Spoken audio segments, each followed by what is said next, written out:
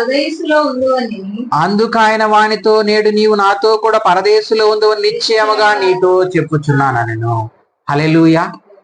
ఎక్కడ ఉంటాడంట? పరదేశులో ఉంటాడంట. ఎవరు?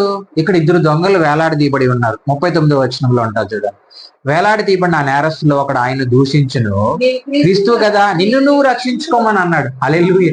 ఇక్కడ చూడండి, నిన్ను నువ్వు రక్షించుకోమని అంటున్నావు. నువ్వు క్రీస్తు కదా, నిన్ను నువ్వు రక్షించుకో, తర్వాత మమ్మల్ని రక్షించు అని చెప్పి హేళనగా మాట్లాడుతూ ఉంటే, అయితే గద్దించి అదే శిక్షా విధిలో ఉన్నావు, దేవునికి భయపడవా? మనకైతే ఇది న్యాయమే. చేసిన వాటికి తగిన ఫలం పొందుచున్నాము గాని, మనము చేసిన వాటికి తగిన ఫలం పొందుచున్నాం కానీ ఈయన ఏ తప్పిదము చేయలేదు.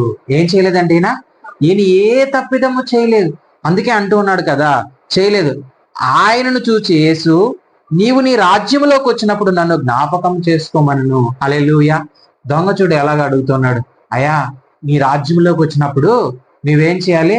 నన్ను జ్ఞాపకం చేసుకో, నన్ను నువ్వు జ్ఞాపకం చేసుకో అన్నప్పుడు అక్కడ సిలువలో ఉన్న యేసుక్రీస్తు ప్రభువారు దొంగని సైతం ఏం చేశాడు? రక్షించాడు. ఈరోజు నువ్వు ఎలాంటి స్థితిలో ఉన్నా, నువ్వు ఎలాంటి పరిస్థితుల్లో ఉన్నా, ఎలాంటి ఇరుకులో ఉన్నా, ఎలాంటి బాధల్లో ఉన్నా కూడా సరే, దేవుని చిత్తమును నువ్వేం చేయాలి? జరిగించాలి.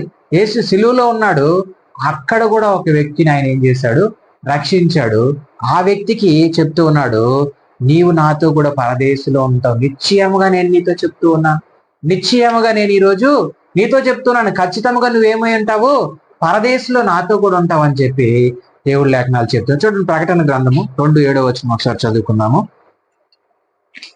లాస్ట్ లో ఉంటారు ప్రకటన గ్రంథము 2:7 ఒకసారి. చెవిగలవాడు ఆత్మ సంఘములతో చెప్పుచున్న మాట వినుగాక. జయించువానికి దేవుని పరదేశంలో ఉన్న జీవవృక్ష ఫలములు భుజింపనెత్తును. చూడండి, జయించిన వానికి దేవుడు ఏమి ఇస్తాడంట? జీవవృక్ష ఫలమును ఇస్తాడు.